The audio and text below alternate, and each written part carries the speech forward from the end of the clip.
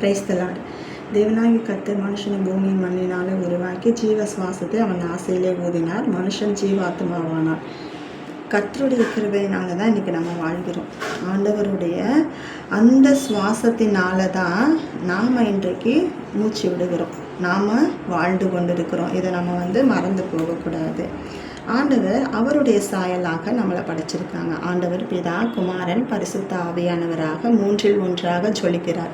அதே போல் மனுஷனுக்கும் ஆவி, ஆத்மா, சரீரம் அப்படிங்கிற விஷயத்தை ஆண்டவர் கொடுத்துருக்காங்க.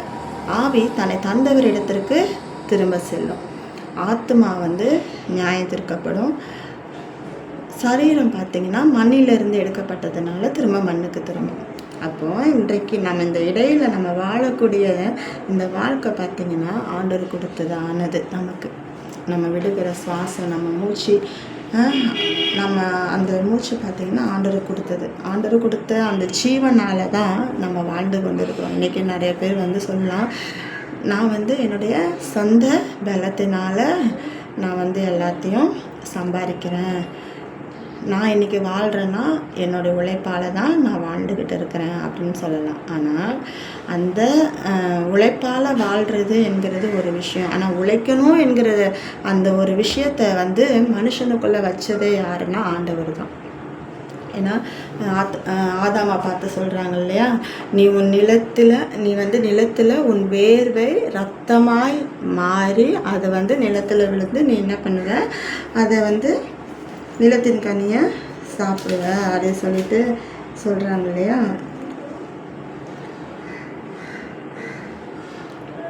பின்பு அவர் ஆதாமை நோக்கி, நீ உன் மனைவியின் வார்த்தைக்கு செவி கொடுத்து புசிக்க வேண்டாம் என்று நான் உனக்கு விளக்கின விருட்சத்தின் கனியை புசித்தபடியினால் பூமி உன் நிமித்தம் சபிக்கப்பட்டிருக்கும். நீ உயிரோடு இருக்கும் நாளெல்லாம் வருத்தத்தோடு அதன் பலனை புசிப்பாய். அது உனக்கு முள்ளும் குறுக்கும் முளைக்கும் வெளியின் பயிர் வகைகளை புசிப்பாய்.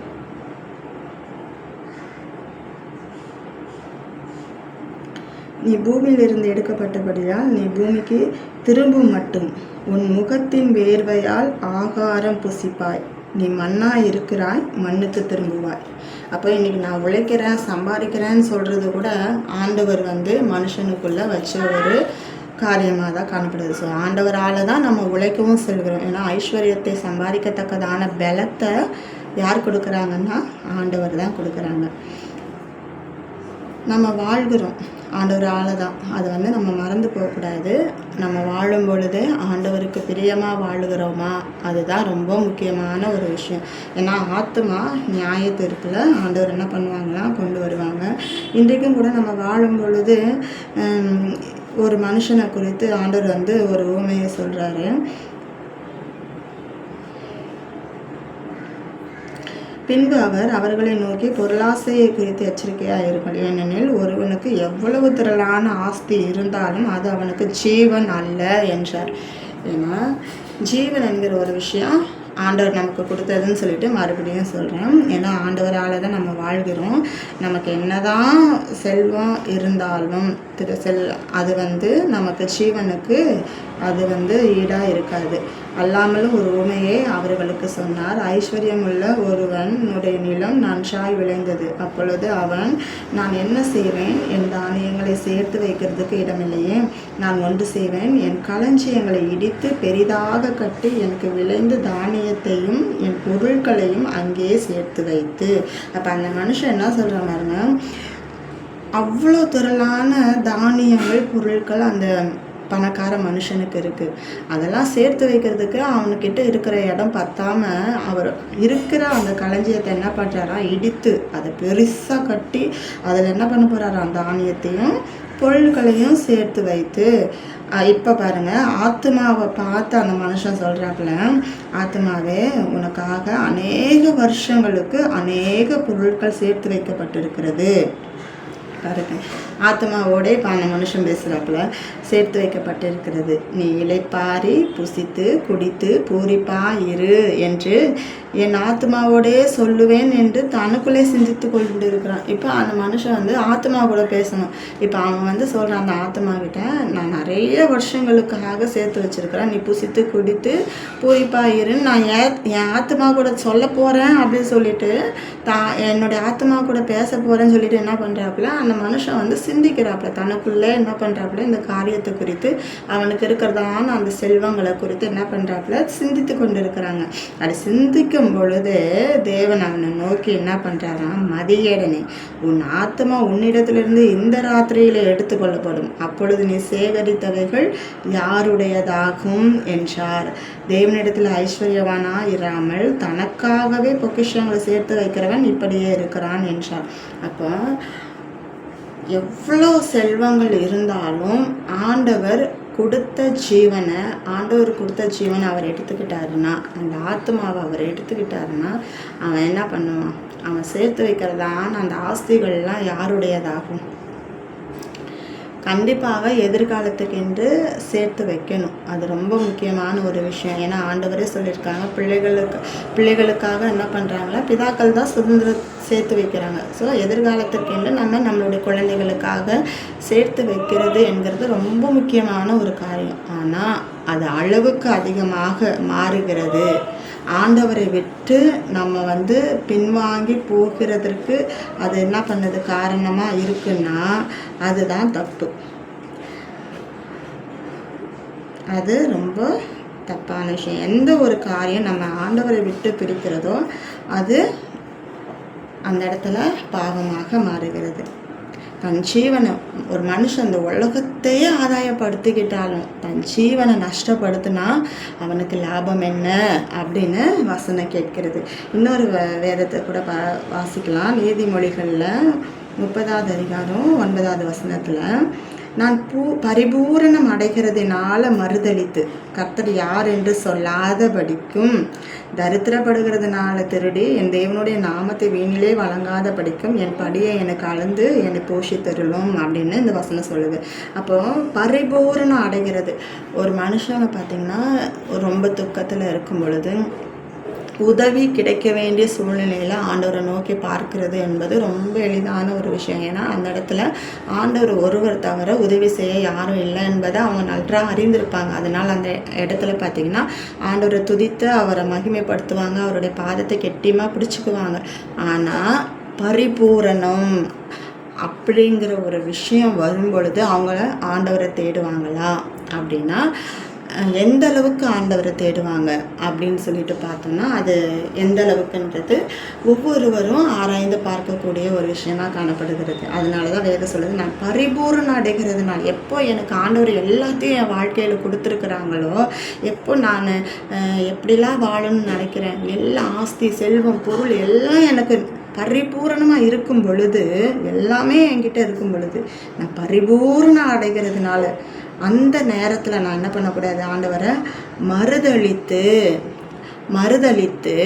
இன்னொன்று பாருங்கள், கர்த்தர் யார் அப்படின்னு சொல்லக்கூடாது.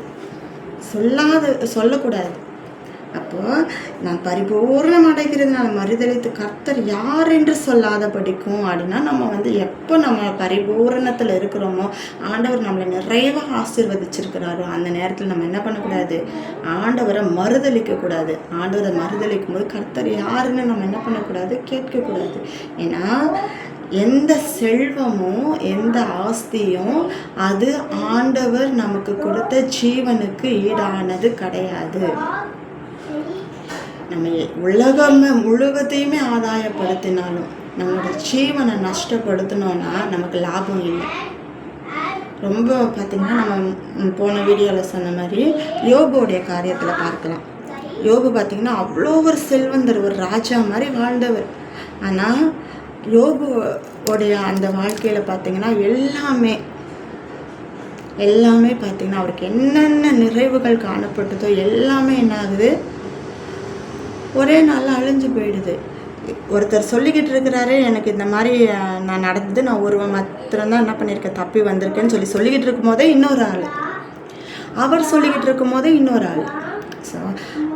எல்லாவற்றையுமே பிசாசு என்ன பண்ணால் எடுத்துக்கொண்டான். யோபு கிட்ட இருக்க அவ்வளோ ஆஸ்திகள் எல்லாத்தையும் யோபை விட்டு பிசாசு எடுத்தான்.